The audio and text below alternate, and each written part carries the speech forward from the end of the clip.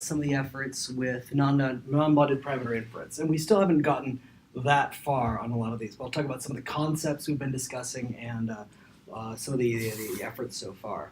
So this is mainly myself, Rich Messerly from NIST, Bryce in my group, and Josh at Memorial Sloan Kettering. Okay, so I think one important thing is about what is the choice of experimental measurements we want to infer non-bonded parameters from. So I think one thing that governs a lot of this is we don't want to use multiple phase experiments. Heat of vaporization it's going to involve some approximations that are not so good. But there's a lot of possible experiments to look at, single component properties. Molar volume, equivalent to density, is a little easier to work with. Okay, so yes. Multi-phase, you really worry about gas phase. Solid's okay, right? I'm not so I think we want to avoid that if we can. Why? Because it's not liquid, because you might have to over-polarize to get certain things.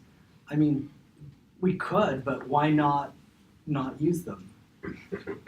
Well, I guess because I would have thought that the big problems would come from gas phase, and as long as you're in a condensed phase, everything's fair. Right. And like a protein is a little bit solid. So I think that it's possible, but why do it if we don't need to? Like, why introduce that extra variable if not needed? So anyway, yeah. So single component would be better. Molar volume, residual heat capacity, isothermal compressibility, speed of sound. These are all things that are actually just derivatives of the free energy and can be computed from a single phase. Dielectric constant. Multiple component properties that are single phase but multiple component. Things like enthalpies of mixing, residual heat capacity. Actually, you don't need to do residual if you're mixing. Just heat capacity of mixing. Partial molar volumes. In other words, how does the volume of a mixture deviate from ideality? Infinite dilution chemical potential. Oh, I shouldn't have included infinite dilution chemical potentials because part of these ones can be computed relatively easily with 1 to 2 simulations at each state point. You don't need to do large. Free energy calculations require a number of simulations. I have a couple of questions about these properties. Yes. The first one, at risk of sounding really, really dumb. Yes. How do you compute the speed of sound from a simulation? Great. You can relate it exactly by StatMac to a ratio of a couple different derivatives with respect to temperature and pressure. So all of these are actually just derivatives of the free energy with respect to temperature, different combinations of multiple derivatives of temperature and pressure. I see. So speed of sound is actually like a thermodynamic property? There's more data. Yes, it is. It's a thermodynamic property. It's not a dynamical property. That's pretty cool. Yes. And so it can be computed. It's one of the most measured properties as well. There's a ton. Yeah. And it turns out that it's very easy to screw up the speed of sound. It's a good diagnosis if things are wrong because it involves so many different derivative properties. Thanks. And there's almost no dielectric constant measurements.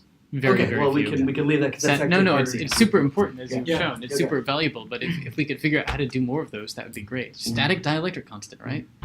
My other experience is that the nuclear quantum effects on heat capacity can be very large and difficult to fit. Exactly, which is why residual heat capacity is what you want to be doing, which is for pure components, it's the heat capacity minus the ideal gas heat capacity of that model. And for here, I should have put residual. I just should just heat capacities of mixing. How does the heat capacity deviate from the ideal heat capacity, which is just a linear sum of the. I think they call it excess. Excess. I don't know. So for put this all together in the airplane. So for the residual heat capacity, you're calculating the heat capacity of the condensed phase substance, and then you're calculating the heat capacity of like a single molecule in a gas. Correct. Yes. And then you're subtracting. No, it's for the excess. For the heat capacity. Or that's for residual heat capacity. That's for single. Single phase. Yeah. Single phase. In order to get rid of things like, are you doing shake or not? Constraints or not. But if you subtract out the ideal gas, that gets rid of almost all those effects. Okay. So I see. I guess. So it's a multiple phase simulation, even though is it? I guess because the ideal gas it's of an isolated molecule, so it's not really a phase per se. It's the isolated molecule. But you could say the same about enthalpy of vaporization. Is that the case here? We could just eliminate the residual heat capacity if you want in terms of, but if it's a single. We don't want oil-water mixtures. That's clear, right? Yes. Right, because it's multiple Separated phases, yeah. So for the multiple component, so the thing is, what we really think is probably of most value for biological simulations is the multiple component properties. We prefer to use as much of these as possible because they're and we'd focus on miscible fluids. I'll get to so most of these can be computed with some cheap, sophisticated but cheap analysis of one or two simulations. So if these are properties of derivatives of temperature and stuff, do these properties need to be close to the temperature that we run the simulations or we are interested in? Sure, you want to make these predictions at the temperature the simulations are run at. So something I left out is we want to probably keep these two properties that are measured around ambient pressure and from 0 to 100 Kelvin. It's very common that a lot of Not Kelvin, Celsius. the JChem engineering data papers have like a giant swath where they'll map out a big phase space in temperatures and pressures or other compositions, so there might be 2 or 3 dimensions in the set, but you can slice it to take whatever is near ambient. Yep. Yeah. There's some other more complicated properties. Different, for example, relative solubilities. So these are differences, ratio two-phase calculations, infinite dilution chemical potentials, partition for energies between 2 different fluids phases. I did not have a chance to work at this until last night. So, and then more complex properties, host-guest free energies. Maybe some drug binding and validation, but I think we really want to be focusing on the simpler things because the hope is that it will be transferable to the more complicated situations. The testable hypothesis. Yes, it is exactly a testable hypothesis. These are 1 to 2 orders of magnitude more expensive. These are like 1 order of magnitude more expensive. These are probably more like 2 orders of magnitude more expensive, which we want to try to shift as much of the work onto things. Protein ligand binding is just complex water and organic molecules mixing together. Essentially an oil-water thing that you force to be in the same phase. So these other things should sense that. So many of these experiments have been done, or not been done by, or collected by the NIST Thermodynamic Research Center. The coverage is extensive. There's tens of thousands of calculations, but it's still pretty sparse. So for example, if we look for some of these properties, so the number of molecules that have pure properties of any of these, a lot of these have multiple temperature pressure points. This is just, does it have stuff? Are we limiting it to reasonable temperatures and pressures here? Yeah. Or not? Okay. These are ones that have data of some pure component at reasonable temperatures and pressures. And there's only about 800 for our alkane OH data set, about 60. Density, there's a lot of densities. Speed of sounds, there's the second one, not much dielectric constant. Heat capacities is a fair amount. Binary, there's only about, and this is over all possible combinations, there's only about 880. Although there's more information here because if you have a binary measurement, you usually have it in a bunch of different compositions. And that gives you some more information. So there's a lot of data that can be used, a lot more than is usually used, still relatively sparse. We're going to figure out, we almost certainly will have to collect more data. Questions about data sets? Isn't a majority of this data also only taken at, like, say, a single temperature or a single pressure, and then they hold one of those constant and adjust the other, so you don't necessarily have the whole grid of temperature pressures we care about? But for most of the biological stuff, we only care about 1 atmosphere. But if you're going into sort of the material sciences, you're going to need a few more pressures in there as well. Right. Yeah. So for this is restricted to ambient pressure, reasonable temperatures. And what you usually find is if they made one measurement, they usually made a bunch of measurements. But you're right, not the full grid. They might have done like 1 composition scan or 1 temperature scan to fix composition. So the number of data points here is 10, 20,000. But the chemical coverage is good, but not great, given the vast number of species you can have. That's a big question. Like, we know we're suffering from the lack of sulfonyls and sulfamides, Yes. and this also exhibits that kind of lack of diversity. Oh yeah, if you're interested in alkanes, a lot of things mixed with water, you're covered. If you're looking for other things, you could be, with both sulfur and amines in the same. But this is a great question. Yeah. Like, what kind of data will we need in order to make sure that we don't really leave out large parts of drug bank, for example? Yes. So I think this is going to be a question we want to answer in the near, comparing the coverage, and really part of it will be what is the transferability of these parameters. Yeah. DMS, there should be DMSO, like you should get sulfoxides from DMSO mixtures. Yes, Maybe, but if hopefully. DMSO is your only representative Yeah. of what sulfur looks like, then we're Yeah. we're in trouble. So we can drill. Bryce has a decent amount of data here. It's just that it's hard to represent it all. It would be like saying Sure, a cow sounds is the like only thing your idea of what life on Earth looks like. But a cow might be a good approximation of like all cud chewing ungulates. It might be good enough. Spherical That's the question. Or all underground thermodynamic large spheres. Yes, yes. Okay, so one thing that's been mentioned before is to perform Bayesian inference parameters, we need drastic speed increases. May require 10K to 100K evaluations for each Markov chain Monte Carlo task to generate a posterior we can use. But these simulations take at least 10 to 30 minutes per simulation, even GPU accelerated. This is non-viable, period. So we have to find better ways to speed it up. So the initial hierarchy, I'll talk a little bit about our first hierarchical strategy and then what we're moving to now. So the first would be to calculate properties at some parameter point. So run a simulation and calculate the properties at that parameter point using a full simulation, which takes a certain amount of time, and then reconstruct the local function behavior near our initial point theta I using reweighting. I'll talk a little more about that in a second, which is of the order of min for many points, hundreds or thousands of points. So that can be cheap. And then repeat, so then we know how the function behaves locally, we figure out where to move in that space, and then we just keep growing it out. Number of cycles, not clear. What is reweighting? This is something that's come up a lot. I'm going to present a non-mathematical description because I can give you a mathematical description you can read later. So the basic idea is if we perform a simulation at some set of parameters, sigma, epsilon, whatever, and that simulation includes some configurations that are also representative of simulations at some other, that should be J there, I'm sorry. This is important to get this right. Has some configurations that are shared by simulations at another set of parameters. Then we can estimate the properties as if we had run a simulation of those new parameters. In other words, usually we're interested in some property. I just show here a simple average that works for other functions as well. If it's just that, we just average, to find out our property, we average some function of the simulation coordinates. Then for another, at another set of parameters, it would be there's some weighting function. It's a weighted average. So it's a weighted average, and we can know what that weighting is. If we know what the probability of configurations generated at theta I would be if the simulation was performed at theta j from the Boltzmann distribution. Look, the math is something like that, but basically it's just a ratio of the Boltzmann distributions. So you can use this math to compute the weights, and you can say, aha, I have an approximation of what the simulation would be even without running the simulation. If these numbers are close enough to 1 for enough simulations, we don't need to perform the other simulations. What exactly the quantitative measure is close enough to 1 is something I'll talk a little bit more. So that's the idea.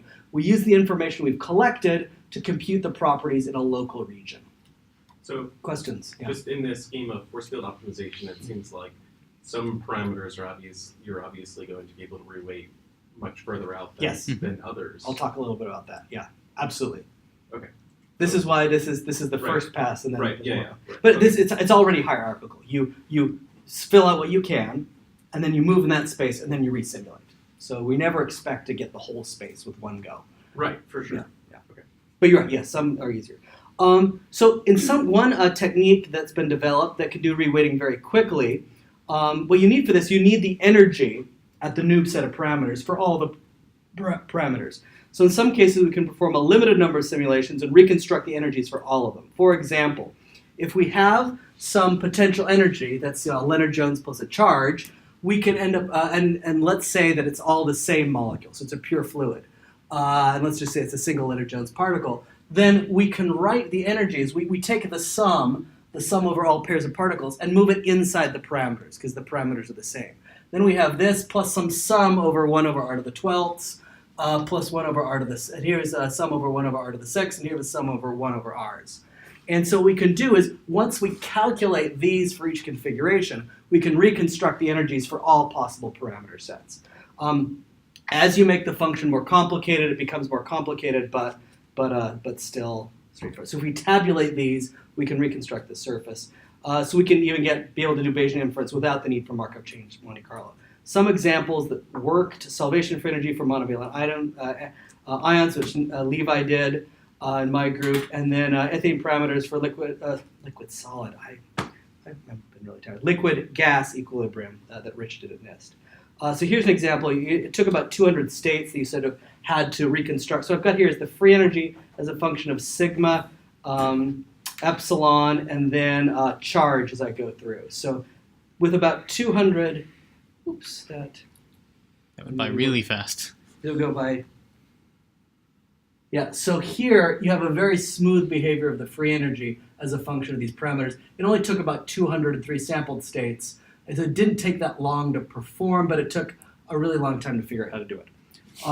So it worked fantastically, but it's not clear how generalizable it's going to be. So reliability, also then, and I'll show another example in a second that Rich did with this. So one question is how reliable it came up. How far out can you go with reweighting? So this is an example of what Rich did with a United Atom Leonard-Jones 12.6 for ethane.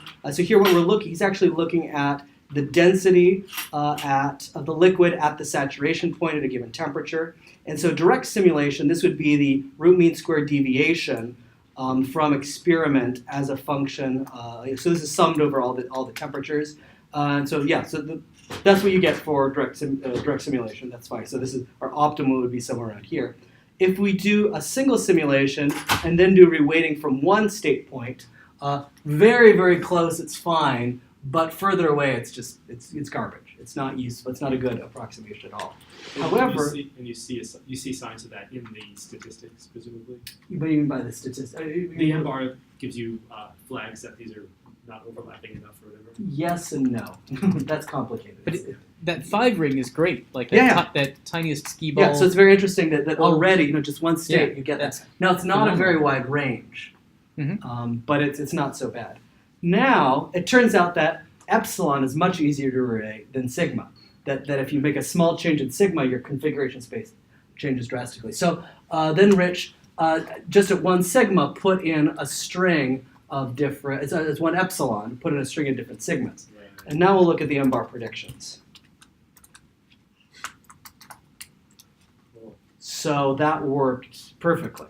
So that's, if you have multiple simulations, you can fill things out. I didn't expect it to work this well. So. Does this suggest that, like, whenever we're doing some more simulations, since we're doing some simulations anyway, we should be, like, going for a cluster of If we can figure out the right ones to do, probably. So that's something. But I mean, the cost of this is going to be a function of of the particular Leonard-Jones model you're choosing. So in this case, epsilon's easier to reweight in.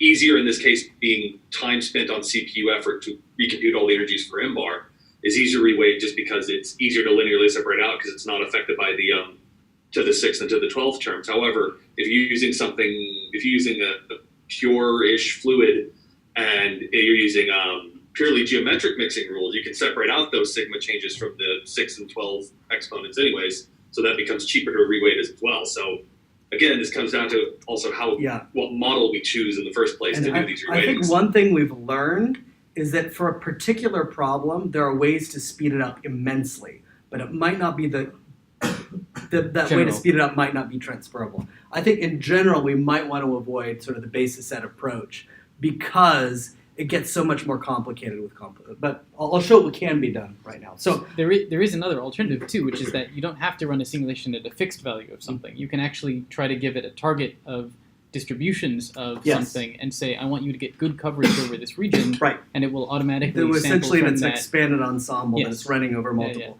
That definitely could be an option. Is that we actually run expanded ensemble and say, epsilon will be cheap, Give me some but let's region. actually run it.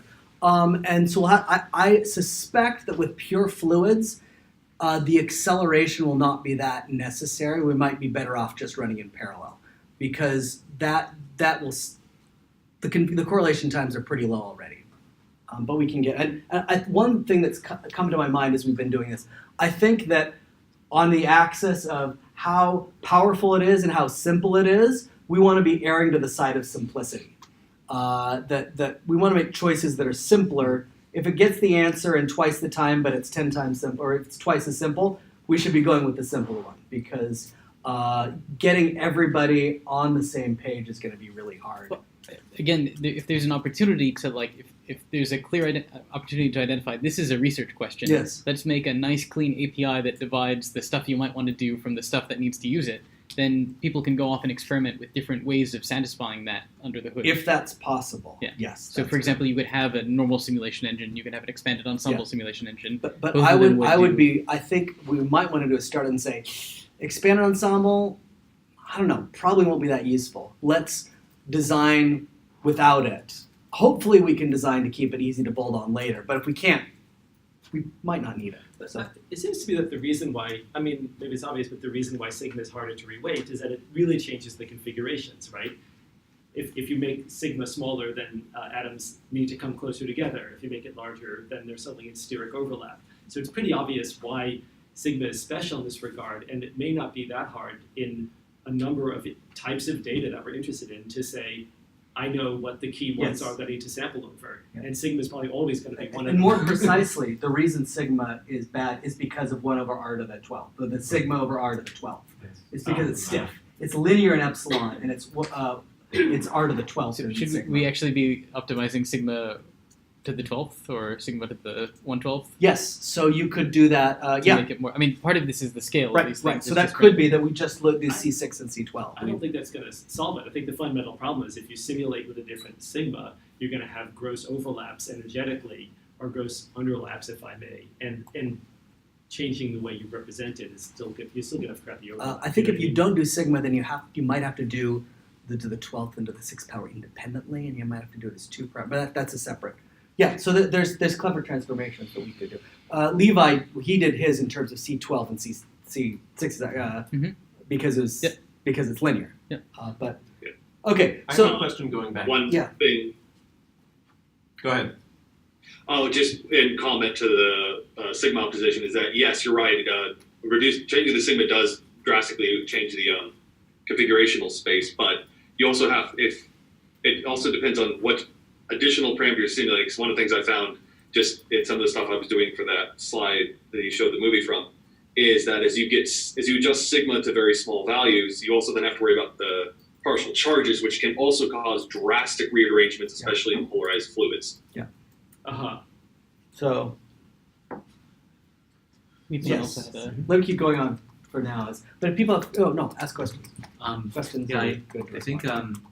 I was wondering, and maybe you have already done this, but like when you reweight, you could use some kind of information entropy type method to estimate how many effective snapshots you have. Li Ping has the ability to see 5 minutes into the future. I'll get there. Yes. Okay. So other questions here because I'm covering things that are pretty. you had one? Well, I was These are gonna Yeah, say is please ask. deciding how far to push out the Yes. reweighting versus the trade-off between pushing the reweighting perhaps where it's not so reliable Yeah. versus doing another simulation.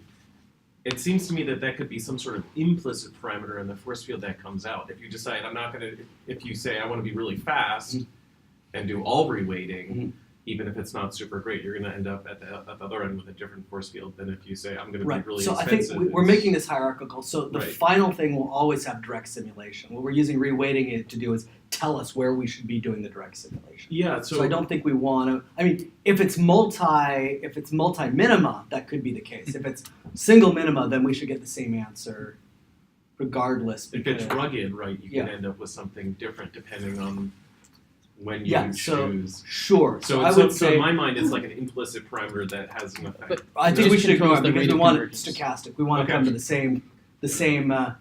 We want the minimum we come to be only dependent on the assumptions we're making, not the process we used Right. to approach them. That's what we want, right? Oh, you're saying it might. Yeah. Um, I think Yes. it's just going to be. yeah, so controlling the we rate want of to avoid that. convergence. We Yeah. want to avoid that. Yes, that's correct. Okay, so this is an example where things work well. What if? But Rich has also done some interesting work on looking at going between two different potential forms. So Leonard Jones 12, the me potential, yes, that's all it is. Me potential I have the equation on another slide, just says let's make the repulsive term bigger, so or smaller. So the 16 means that it's a r to the 16th minus r to the 6th. And so there, when he tries to reweight from a single point, it doesn't work very well.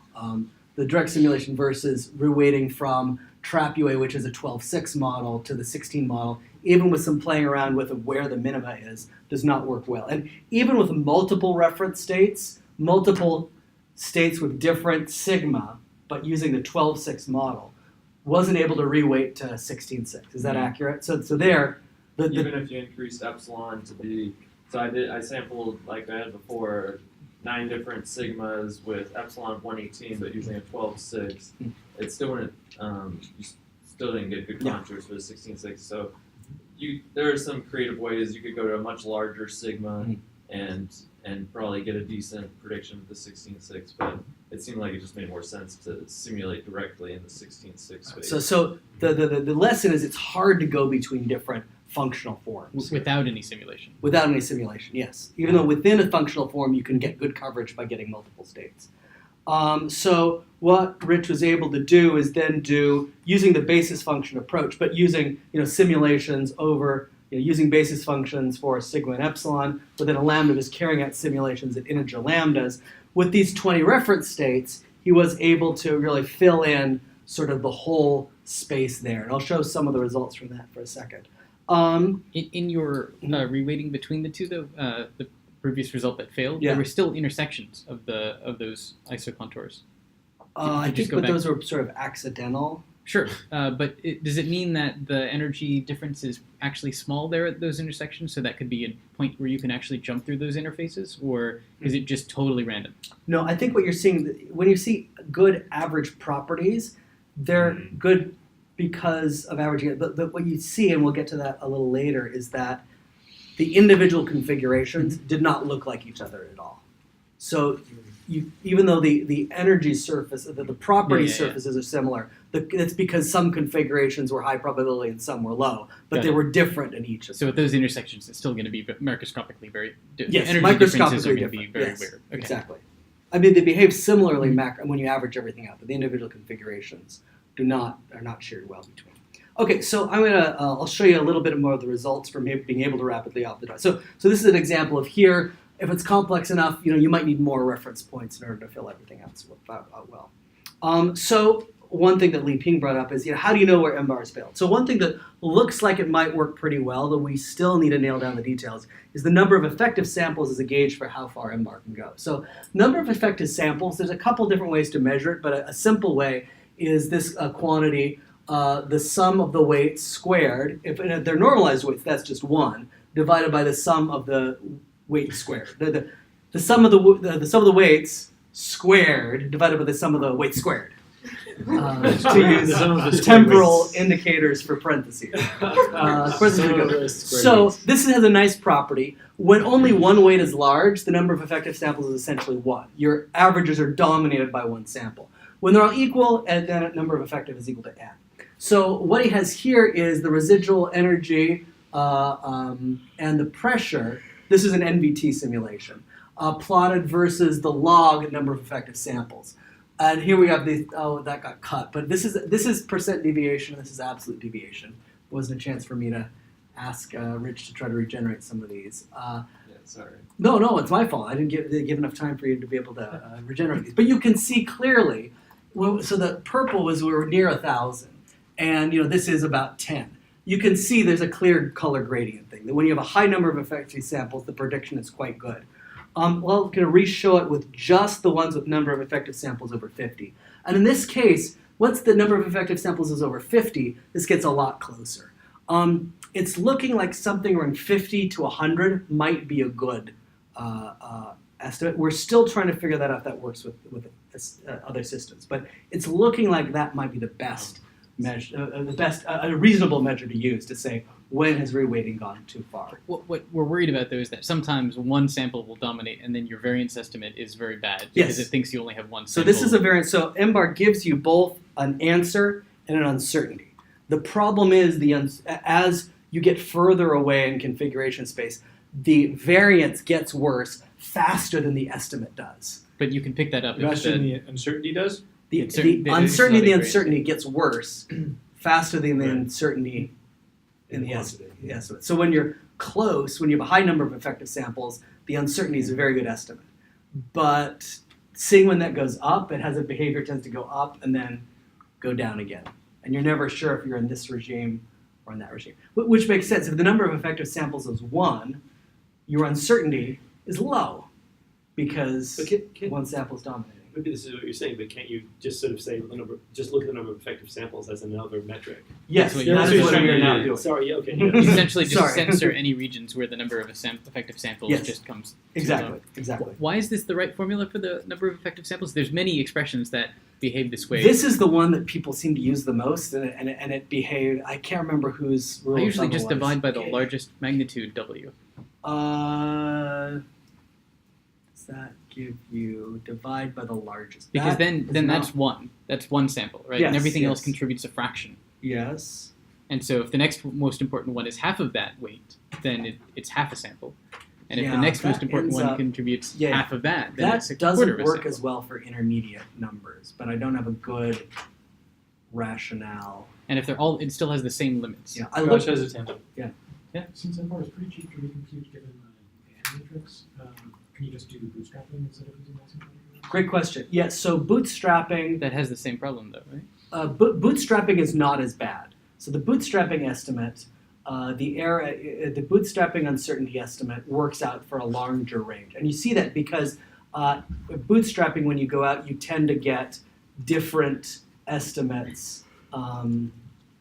A different sample will be the one with the lowest weight. So So the bootstrapping uncertainty works, but it still fails once you get far enough out. So Michael, and it's pretty expensive. Actually. Michael, could we Accelerate. I think there's probably we're going to need to nucleate a group around Yes, this. yes. And given that we're sort of aiming for about 15 minutes Yep. for this, maybe we Well, I can. had 25, but I'm still probably going over time now. Did it get cut at the last version? It was 25. I when didn't checked change last anything. night. I don't think. It says 15. Does it 15? Sorry. I don't know what to do. Okay, anyway. So we've been playing around with number of effective samples with others as they're looking at heat capacity, residual heat capacity, molar volume. I won't discuss all the details there. We're still evaluating how that works. And this I can, because we don't have much data here, I can go over this quickly.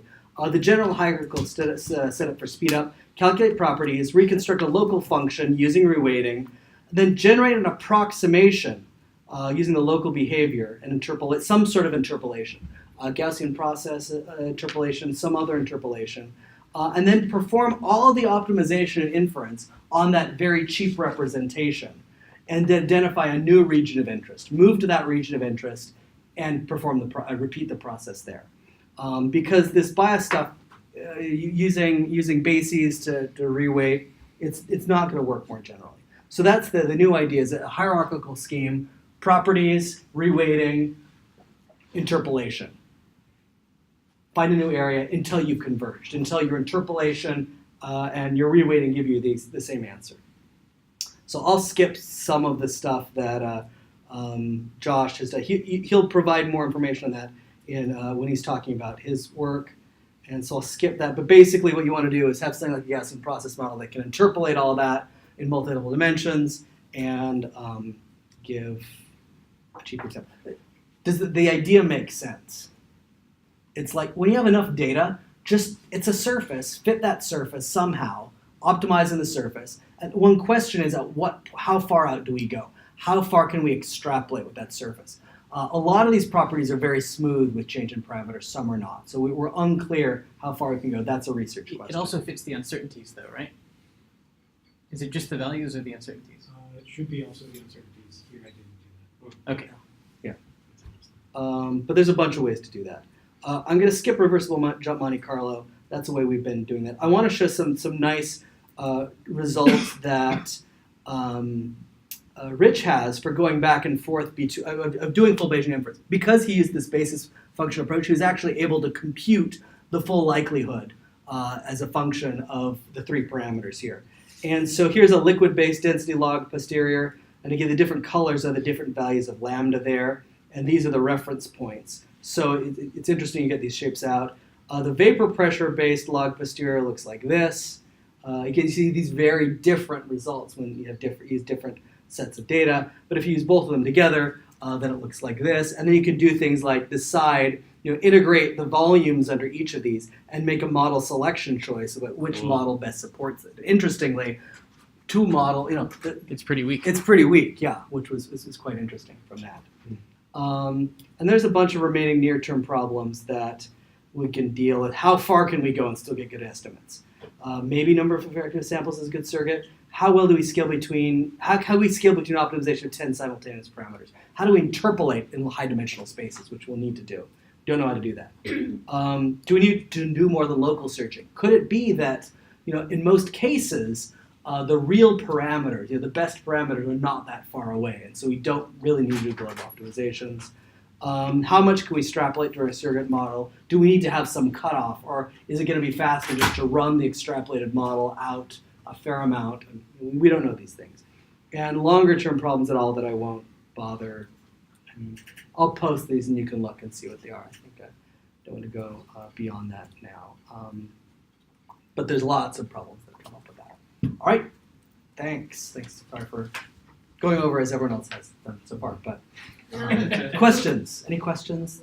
Key questions? If you want detailed answers, you can join the group tomorrow. But the procedure makes sense. Right. So how do we scale to 600 dimensions? I think that's the biggest question. That's the big. Let's figure out how to scale to like 50 dimensions first, and then we'll see. Really? Just accept it. So I think one thing is a lot of these properties are going to behave pretty smoothly.